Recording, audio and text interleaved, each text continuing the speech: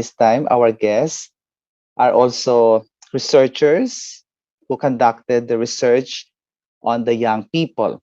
You know, you have heard this, no? You have heard a lot about how the church is losing the young.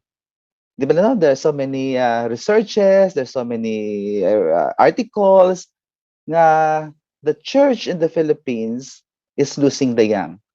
Now, we will see if it is true or not, if it is if there are things that are partly true or partly false with this particular research. But of course, uh, before we go on, let me allow me first to call on our researchers to introduce themselves. Maybe we can start with Miss Anna. Okay. Hello everyone.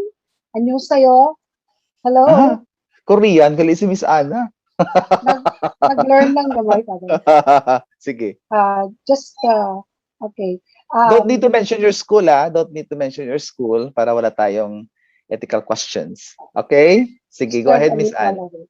Okay, my name is again Anasita Balipada aka Ann Igana.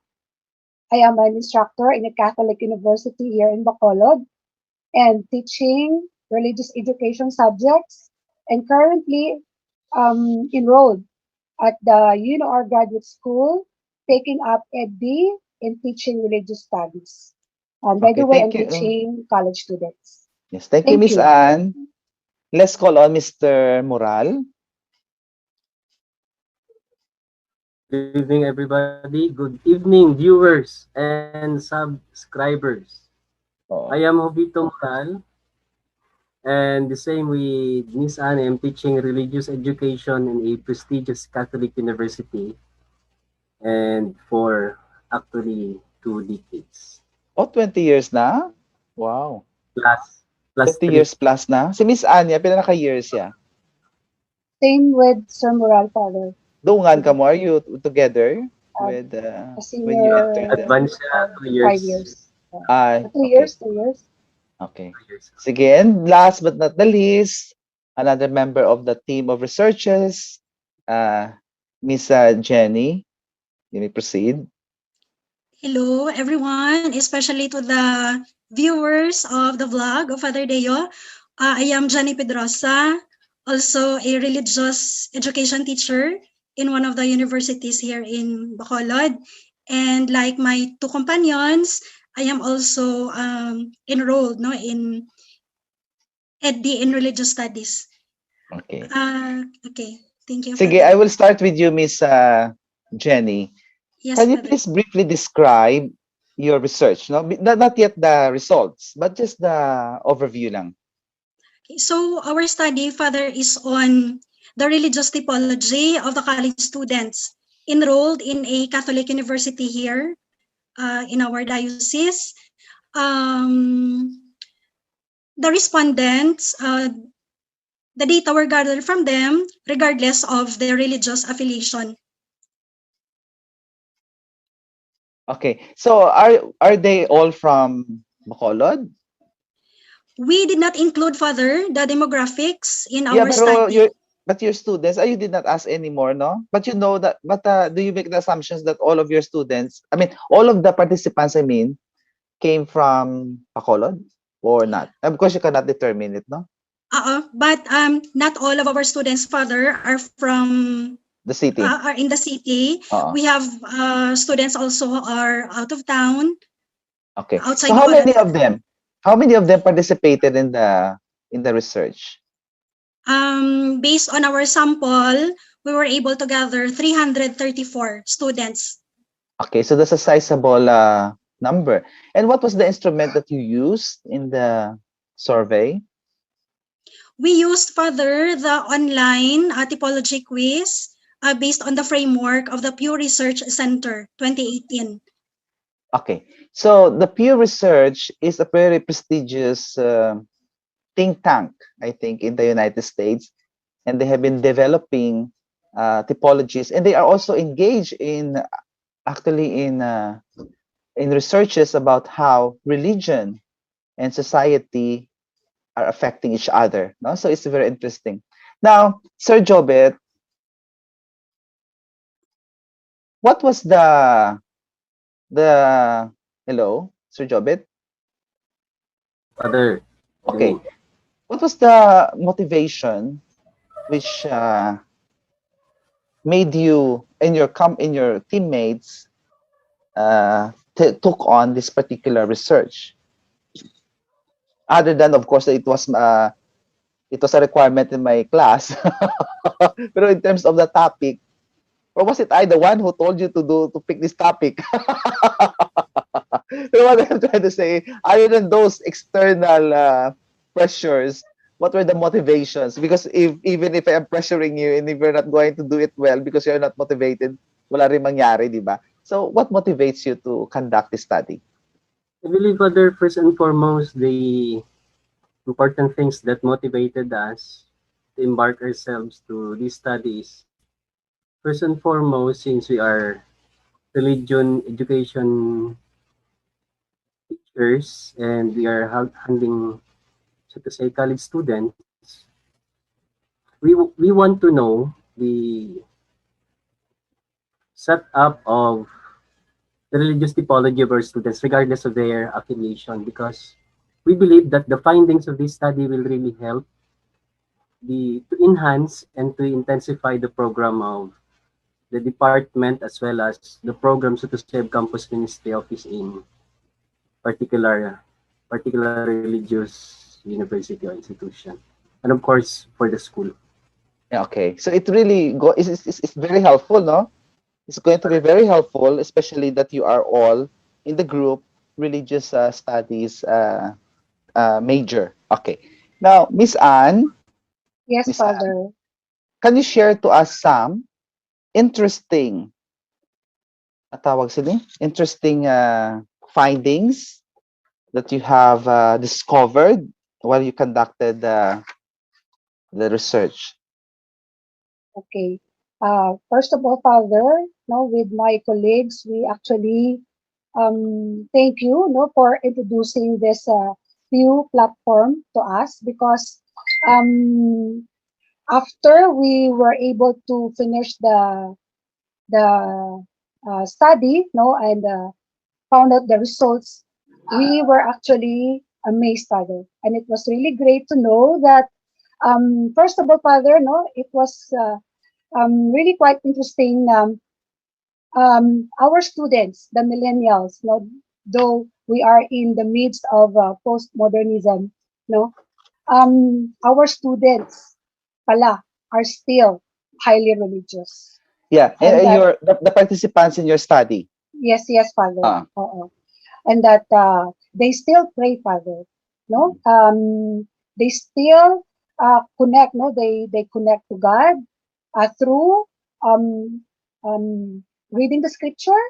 So that is also something interesting because we thought that nowadays our youth are already deviated from reading the Bible, no, from opening the scripture, and yet based from our result, Father, so it shows that our students are still interested, especially in nourishing their selves and their faith, especially this pandemic, no, that they cannot go out, they cannot do the socialization that and that is attending mass or participate in um, church-related activities, and instead they just stay home. But the Word of God serves as their spiritual partner or weapon, no, as they continue with their studies and fighting for their dreams. yeah, that's true. Because we always have the impression that usually when you read the articles or some researches, usually we have this impression that really the young are no longer praying, they are no longer interested, or they are becoming secularized, di ba lang? That is something that is from the Western educational system and cultures that they are trying to say the world is becoming secularized. But while I was listening to the technical report, I was also affirmed, no, the Filipino youth are not yet secularized in the way that the Western countries are tawag sini are what was happening in other Western countries. Now let me ask Jenny. Thank you, Yes, Anne. Father. Now uh, let's go into the details. You know, in the research of the Pew Research Center, the highly religious in their model, that's of course based in the United States, 39%. Okay, the somewhat religious are 32%, and the non-religious, those are the solidly secular and religious resistors, are actually 29%. So we can see here that almost 40, 30, and 30. Okay? Those are the in the states.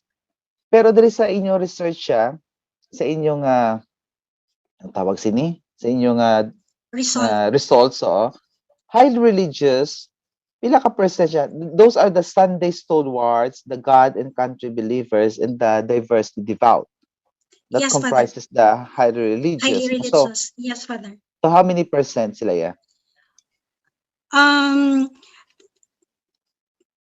just like Miss Anne, Father, no, and Sir Jovet, actually, before I answer your question, Father, let me also express my appreciation that you allowed us not to have this kind of research because this is really very helpful, Father, for us not as religious educators. And like Miss Anne also, I'm also surprised, Father, by the responses of the students, and I am very happy of the result.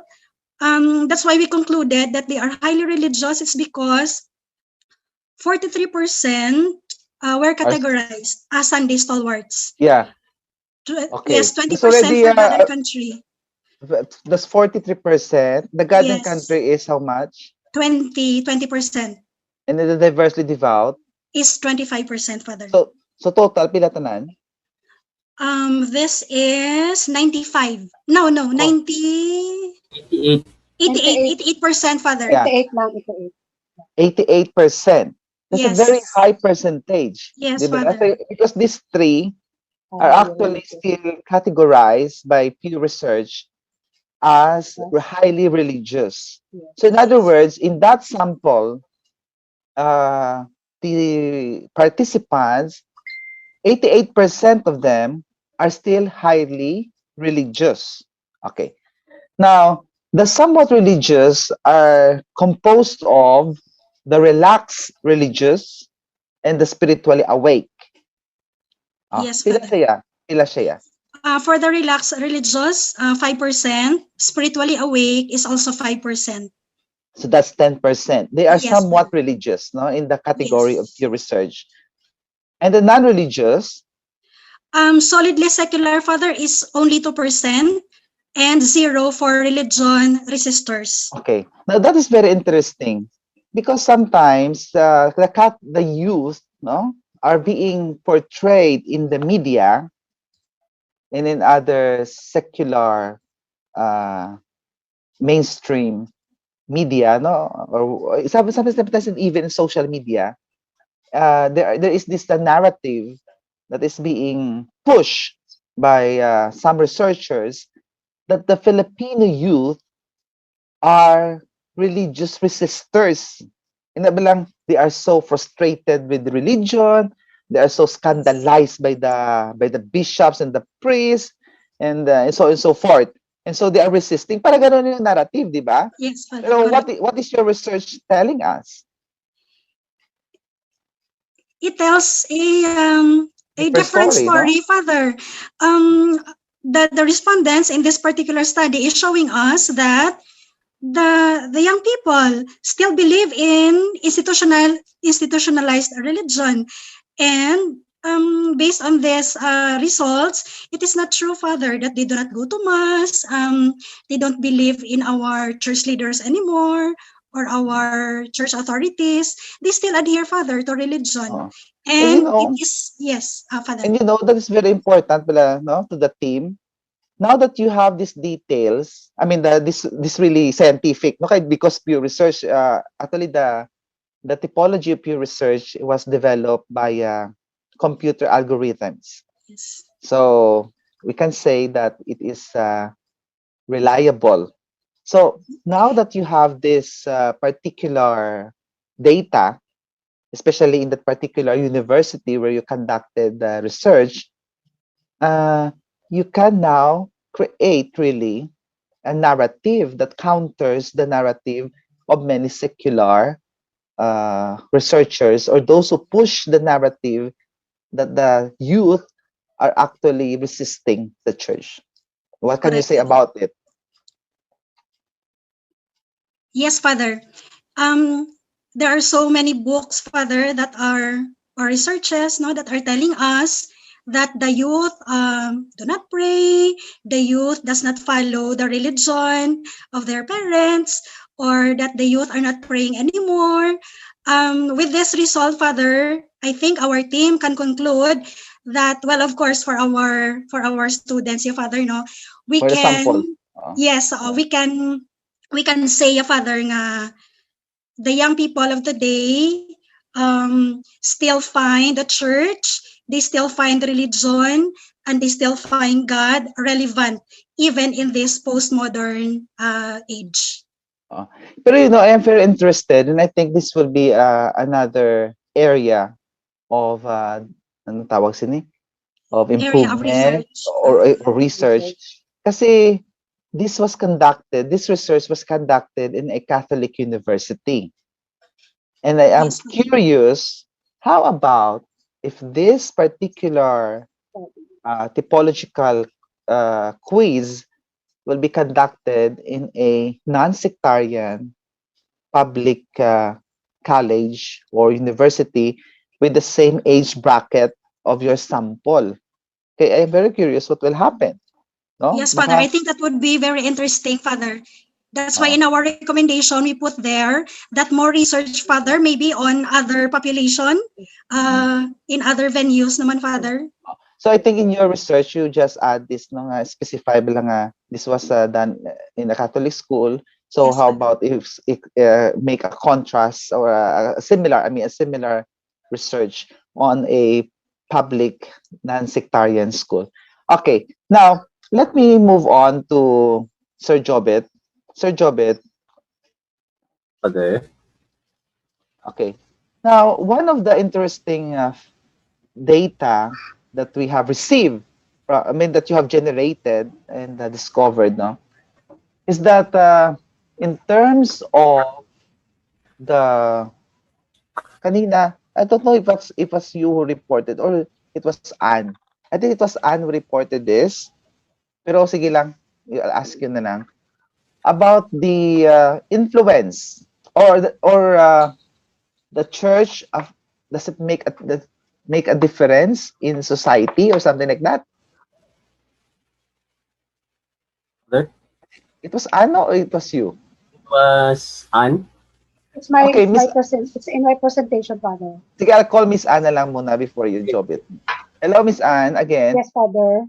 That was part of your result, no? Na nakalagay doon na how many percent are those who are saying that their religion matters something to the society? Ano ba 'yun? Those who say that churches and religious organizations for Philippine society do more harm than good. Does it the established or institutional religion does harm or good? So, Yes, yung isang Father. category is they do good, they do more good than harm. How many percent? More good than harm, Father, is 78%. And for those Okay. who said that they do more harm than good is 4%. Okay. And So, wait, marami tayo masyado kasi our audience are laymen. I mean, they're not researchers. So, many of our young people in your particular sample, no, they believe that the church does good to society, correct? yes, Father. And how many gasilinga they do more harm? 4%, Father. 4%. Ang Yes. ano pa isa kategory gani? May isa pa ka Um, don't make much difference is 18%. 18%. Yes, Father. Now that is a very interesting data. Kasi ang dami.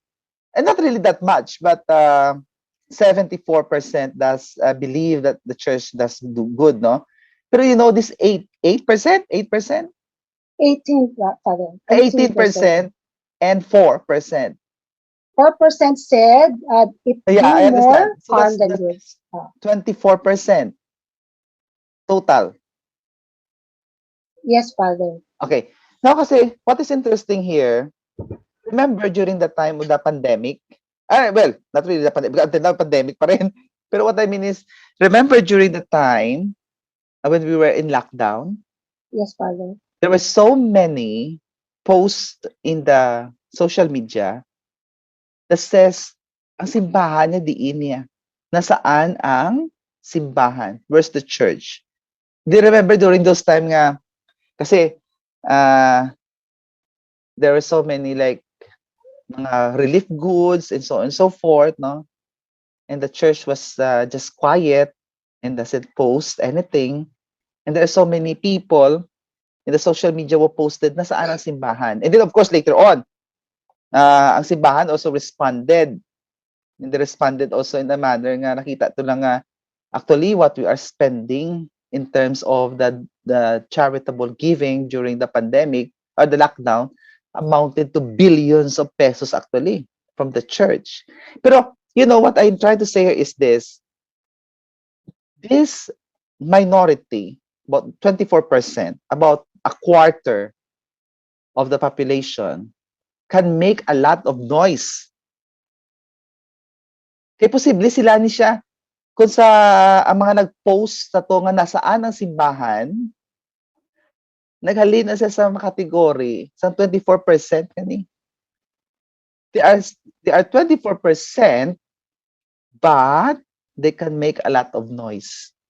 Yes. Well, the 75% or more or less, 78%. 78%, no? Nga nagapati nga the church can do more good than harm can actually be a silent majority. So what do you think uh, we can do to balance the noise of the crowd of this 24% or less? Um, First of all, we have to tell our people, we have to tell our church men, no, sa ating mga kapatid, nang hindi po nawawala ang simbahan. No, our church is actually just behind us, and it is continuously working, no, doing its best in uh, the spiritual and the giving of the values that we need, no, especially in this time of Oo. pandemic. Yeah, kasi kaya Um, problem sa aton is this, no? We falsely or wrongly interpreted that idea nga whatever good you do not let the other hand knows. Mali yung interpretation na yan. Because what Jesus is trying to tell us there, nga do not work for your glorification, personal glorification. Pero nga ang Jesus is, do no one lights a lamp and keep it under a bushel basket, 'di ba?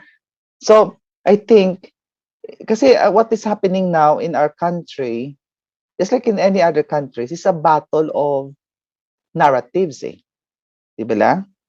So yung isa yung 24% yung nagasilingan simbahan na pulos, it does harm than good. Would say nga, hindi na simbahan during the pandemic, nasaan?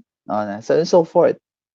Pero 75% yeah, are silent. So I think we should be able to speak out, not in the sense that we are trying to glorify ourselves, but that we are just trying to witness to the goodness of the Lord that is passed through the church. Di ba? Okay. So, for your parting words lang, just brief parting words with regards to your, well, with regards to your research, of course, and what are the things that you would like to say to those who are listening to this particular episode of my vlog? I will start, Father. Maybe you can start with the parents, for example. What are your recommendations based on the research sa mga parents kaya you are a parent? Okay. Actually, it also showed, Father, in our the result, no, of our study, that the students say that the religious beliefs help in their family relationships, and they said a lot, because most of them said it helped them in their developing a close or deeper relationship with God. Actually, in our result, it shows 73% of the students said that it helped a lot. So I also would like, Father, to agree with what the previous group had shared uh, last night, when Mrs. Gabanas said that it's not only the role of the church, no, to for for the formation, no, it's not only the responsibility of the church for the formation of the moral or spiritual development of our people or of our students, and actually the family, no, or let's say especially the parents, has actually a vital role in the formation of the students in terms of the moral and the spiritual. So Okay. for me, Father, as a parent, so that is a challenge to me, no, to continuously bring my child to God, no, in prayer and in the participation of the holy sacrifice of the mass, even if Okay. it's in the house. Thank you, Father. Yes. Okay. Thank you, Miss Anne. Sir Jobet, what are your parting words? Other, still to the parents, Depende sa imo. Oh, you're a parent also. It's up to you or any aspect of your research. uh, since I am a parent, like the rest of those who are listening, perhaps those are not parents, I would like to say that parents need always to inspire their children. Inspire in a way that in a simple teaching of a prayer, just like in my case, I always see to it that I always ask my youngest son, 4 years old, if he has already prayed or not. The the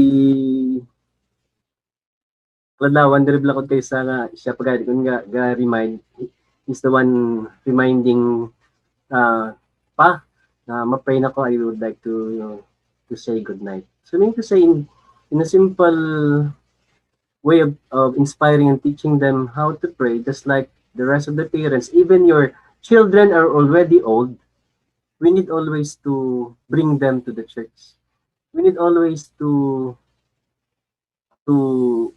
let them know and let them realize that God is still relevant to our life. And by Okay. doing so, we need to do things that prove that God is still always there to listen to our prayers. Okay. Thank you.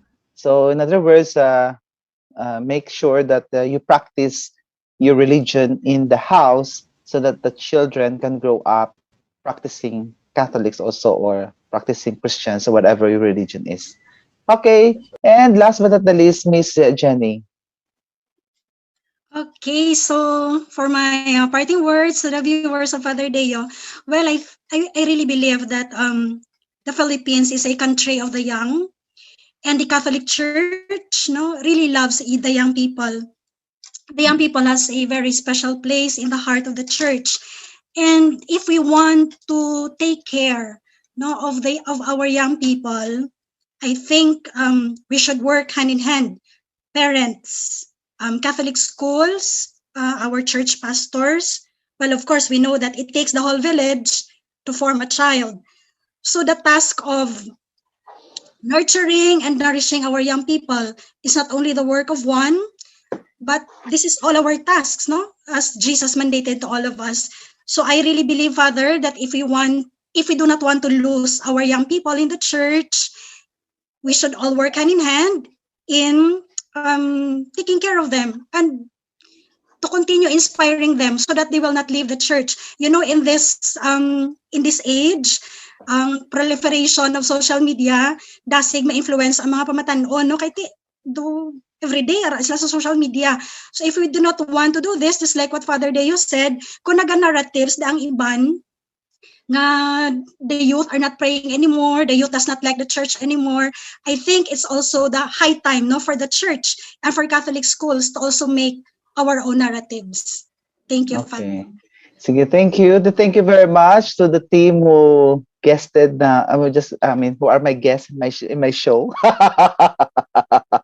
Thank you very much. How you, I wish we Father. can go into the more details. But maybe in the future I will invite some of you, no, to further explain all this in details. No, kasi we are not really we don't really have the luxury of the time. I mean, but thank you for your research, and I hope that my subscribers and my viewers, who are almost all either parents or grandparents, can learn something from this. So thank you very much. Until next week. Bye bye. God bless us all. Thank you, Father.